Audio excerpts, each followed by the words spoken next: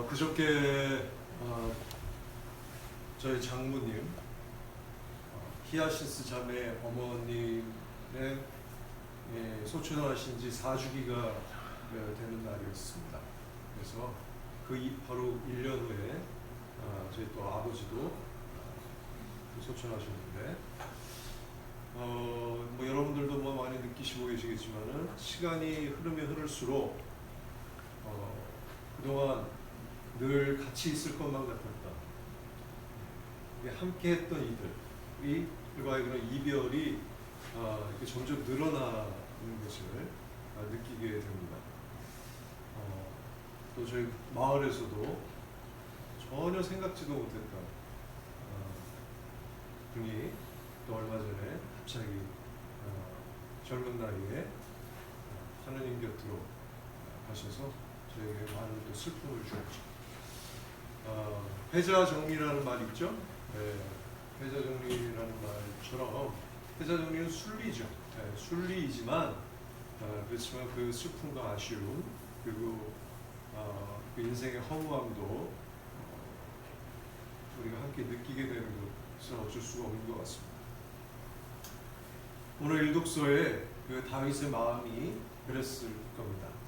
오늘 사울과 요나단의 죽음을 듣고 다윗이 거의 통곡하듯이 얘기하는 그런 내용이죠. 사울과 요나단, 다윗 전부 기원전 1000년 전의 사람이죠. 네.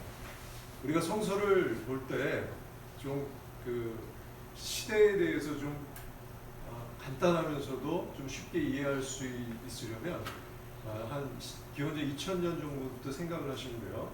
그때 이제 아브라함부터 한 500년 그리고 그로부터 또 모세로부터 또 한 500년 그리고 다윗까지 또 한 500년 그리고 이제 예수님까지 또 한 500년 시기가 있죠. 그리고 바빌론 유수 뭐 여러 가지 사건들이 있죠. 하여튼 그렇게 우리가 시대를 좀 이해하시기가 좋을 겁니다. 어쨌든 사울은 어떤 사람이었습니까? 이스라엘의 첫 번째 왕이 누구죠? 사울이죠. 그렇잖아요. 이스라엘의 첫 번째 왕이죠. 그 사울은 그야말로 사무엘 예언자에 의해서 기름 부음을 받고 왕이 되었죠. 왕이 돼서 이스라엘의 모든 권력과 그 다음에 모든 것들을 누리던 그런 사람이었습니다. 그런데 점점 이 사람이 그 하나님의 뜻을 따르기보다는 처음부터 그랬던 건 아니죠. 네, 뜻을 따르기보다는 자신이 판단하고 자신이 결정하고 자신이 의지하는 대로 그렇게 살아가려고 했었다가 결국 하나님으로부터 이제 안 되겠다. 그래서 이제 새로 사무엘의 기름을 부은 사람이 누굽니까? 다윗이죠. 다윗입니다. 그래서 지난주 독서 기억 안 나세요?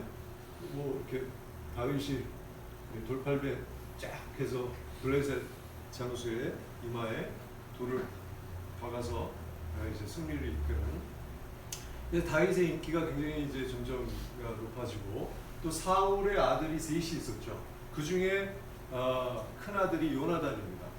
요나단. 근데 요나단은 나머지 두 아들은 그냥 권력에 심취해 있었던 그런 아버지의 그나라에 있었던 사람들이었지만은 요나단은 굉장히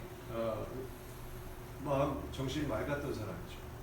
그래서 다윗을 보고 자신이 왕의 후계자가 될 수 있었지만 그걸 바라지 않고 아주 정말 다윗과 영혼의 친구, 다윗보다 나이가 많았지만 영혼의 친구로서 그렇게 정말 성실하게 되었던 사람이고 그 사울이 다윗을 질투하지 않습니까? 그래서 음해하고 죽이려고 하고 막 그랬잖아요. 정적으로 살았죠. 정적으로. 그래서 막 조작하고 막 음모를 꾸미고 막 압수수색하고 막 이런 일들을 막 저질렀던 것이죠. 그래서 막 도망다니잖아요, 다윗이. 그럼에도 다윗은 사울에 대한 그런 존중이 있었어요. 네. 그런데 요나단은 그런 다윗을 구해주고 숨겨주고 그래서 아버지한테 미움을 받고 막 이런 그런 상황에 이제 블레셋의 침략으로 결국 아들 셋이 전부 다 요나단을 포함해서 다 전사하게 되고 사울은 어떻게 됩니까? 그 상황에서 도망가다가 스스로 자결을 해버리죠. 그게 바로 사울의 비극이었습니다. 그리고 이제 다윗이 이제 왕이 되는 상황입니다. 그때 다윗이 오늘 말씀처럼 너무나 애통해하면서 사울과 요나단의 죽음을 정말 마음 깊이 슬퍼하면서 그래 정말 그 헛된 그 인생의 허무함 또 이런 것들을 또 함께 노래하게 됩니다. 여러분들 인생의 허무함, 헛됨에 대한 그 대표적인 성서가 뭐가 있습니까? 성서 중에 그 인생의 헛됨에 대해서 전도서죠. 그렇습니다. 괜히 뭐 오늘 많이 마치시네요. 선물은 따로 없습니다. 전도서죠. 전도서에 보면 누가 썼다고 처음에 나오죠? 다윗의 아들 예루살렘의 왕이었던 호야를 지납니다. 그래서 혹자는 솔로몬이라고 그렇게 이해를 하는 사람도 있지만 정확하진 않습니다. 어쨌든 다윗의 그런 정신과 가르침에 이렇게 연동되어 있는, 링크되어 있는 그런 가르침이라고 볼 수 있고요. 오늘 일독서의 말씀하고도 연결이 되죠. 전도서의 내용을 간단하게 요약을 하면 시간과 죽음 앞에서 인간은 시간과 죽음이라는 그 정말 당면한 현실 앞에서는 하느님과 무관한 그런 삶의 의미와 목적은 다 어떻다? 헛되다. 다 헛되다. 그 삶의 의미가 우리는 삶의 어떤 의미나 목적이나 없이 살아가는 사람은 없지요. 다 무엇인가 있습니다. 그렇기 때문에 우리가 살아가는 것이고 이렇게 또 그런 방향을 가지고 가죠. 지금 우리나라 사회에서 가장 지금 정신병원 쪽에 상담이 제일 병원이 제일 흥하는 곳, 제일 많은 곳이 어느 지역인 줄 아세요? 네? 강남입니다. 왜 그럴까요? 우리나라에 돈 제일 많다는 사람들이 살고 있다는 왜 강남에 그렇게 많을까? 먹고 살기는 편한데 이제 뭐 그거에 대해서는 별 큰 적이 없는데 삶의 의미나 목적이 어느 순간 잡히지가 않는 잃어버린 목적. 그러니까 내가 왜 살아야 하나 이런 생각이 들고 여러 가지 그러다 보니까 그런 현상이 납니다. 우리 아이들에게도 너 꿈이 뭐니? 이러고 물어보면 넌 꿈이 뭐니? 그러고 물어보면 애들이 뭐라고 대답합니까? 아이들이 10이면 10중 8구는 직업 얘기합니다. 직업. 그리고 그 중에 또 한두 명은 노골적으로 뭐 얘기할까요? 돈 벌고 싶다. 돈 얘기하고. 그리고 나머지 직업들도 마찬가지예요. 결국은 좀 더 유리한 조건에서 돈을 많이 버는 직업이지. 지금 의사들의 문제도 그런 것이죠. 지금 우리나라의 의사들의 의사협회 의사가 막 얘기하는 거 들어보면 정말 기가 찰 노릇입니다. 야, 참 수준 참 저거밖에 안 되나? 이런 생각이 들 정도죠. 하느님과 무관한 우리의 삶의 의미와 목적은 그야말로 너무나 헛되다. 그 전도서에 헤벨 하고 나오죠.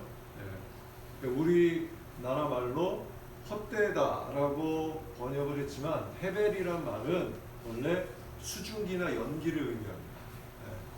수증기나 연기. 그래서 헤벨은 그 정말 일시적이고 찰나적이고 정말 더덥고 그리고 손에 잡히지 않는 어떤 수수께끼 같은 그런 거예요. 그래서 전도서의 저자는 바로 그 인생의 헛되다라는 것을 일단 인정을 해라. 그건 우리 손으로 잡을 수 있는 그 무엇이 아니다. 그러나 우리의 삶의 의미와 목적, 영원하신 하나님, 유일하신 하나님, 그 하나님의 우리를 또 사랑하시는 하나님, 우리를 이끄시는 하나님께 전적으로 신뢰하고 그분께 의미와 그분의 뜻을 살피고 의미와 목적을 두는 그런 삶을 살아가는 것이 우리에게는 가장 좋다. 그게 가장 지혜로운 것이다. 라고 얘기를 하는 것이죠. 그리고 하나님께서 우리에게 주시는 그런 은혜와 선물을 즐기고 감사하며 살아라. 라는 것이 전도서의 그런 내용이라고 요약할 수 있습니다. 오늘 복음서에 우리는 두 가지 기적에 대해서 들었습니다. 그죠? 하나는 12해 동안 하혈증을 앓던 여인. 네. 그래서 가산도 탕진하고 진짜 온갖 것을 다 해봤지만 낫지 않았죠. 네. 그런데 예수님의 옷자락을 딱 만져서 나았습니다. 네. 놀랍지 않습니까? 또 야이로의 딸, 굉장히 구체적으로 나오죠. 회당장 야이로의 딸이라고 나옵니다. 회당장이라고 하면 당시에 굉장히 그 지역에 유명한 그런 유지죠, 유지. 예, 그 회당장을 관리하는 사람이니까 유지인데 그 유지 야이로의 딸이에요. 마르코 복음이 쓰여진 게 예수님 사후 한 30년 전으로 본다면 거의 그 생존자들이 많이 있었던 시기이기 때문에 다 아는 거예요. 야이로가 누군지, 어떤 일이 있었는지 이 사람은 다 아는 겁니다. 그 야이로 회당장의 딸을 예수님이 살리셨어요. 놀랍지 않습니까? 그 두 기적을 행하셨어요. 문득 그런 생각을 합니다. 우리 교회에 내가 치유의 은사만 있으면은 우리 교회가 진짜 매일매일 사람들 넘쳐나고 그럴 텐데 그렇지 않습니까? 네, 치유의 은사를 안 주시네요. 치유의 은사를 주시네요. 그럼 굉장히 저도 편할 것 같아요. 목회하기가 한국하기가. 괜히 뭐 시청에 안 가고 말이야. 네? 가난하고 또 힘없고 이렇게 억압받는 사람들하고 함께하고 그들을 위한 기도하기보다는 그렇게 싸우고 하기보다는 이거 뭐 그냥 치유만 해주면 그냥 어쩌다 많이도 필요 없어요. 어쩌다 한 명만 해주면 딱 치유가 되면 그냥 뭐 그냥 사람들이 몰려들지 않겠습니까? 그럼 얼마나 편하겠습니까? 사람을 모으는 데만 목적이 있다면 그렇다는 말씀.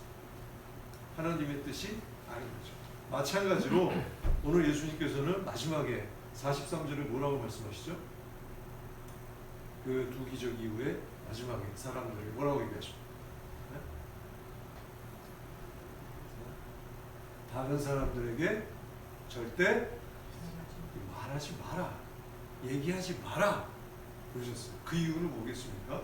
예수님의 목적이 예수님이 그 기적을 행하신 목적 그리고 이 땅에 오신 목적이 그렇게 사람들을 그냥 병에서 치유해 주거나 죽은 사람을 소생시켜 주거나 그런 사건, 그런 기적의 사건을 일으키는 것이 예수님의 본연의 목적이 아니다라는 얘기예요.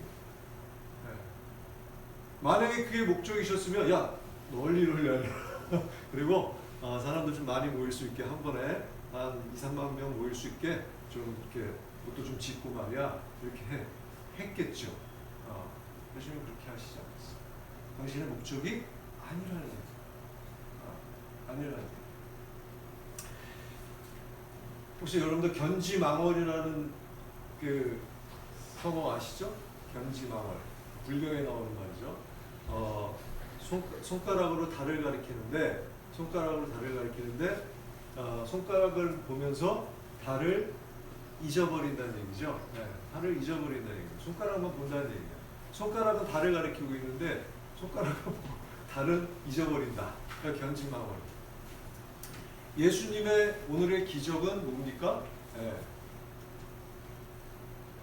달을 가리키는 손가락인 거예요. 네, 그 기적.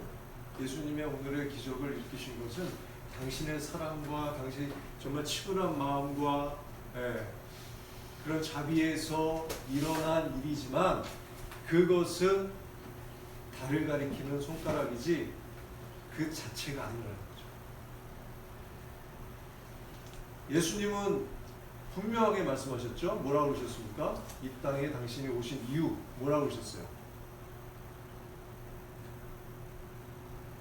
딱 나와야 되는데. 뭐 어려운 것도 아닌데.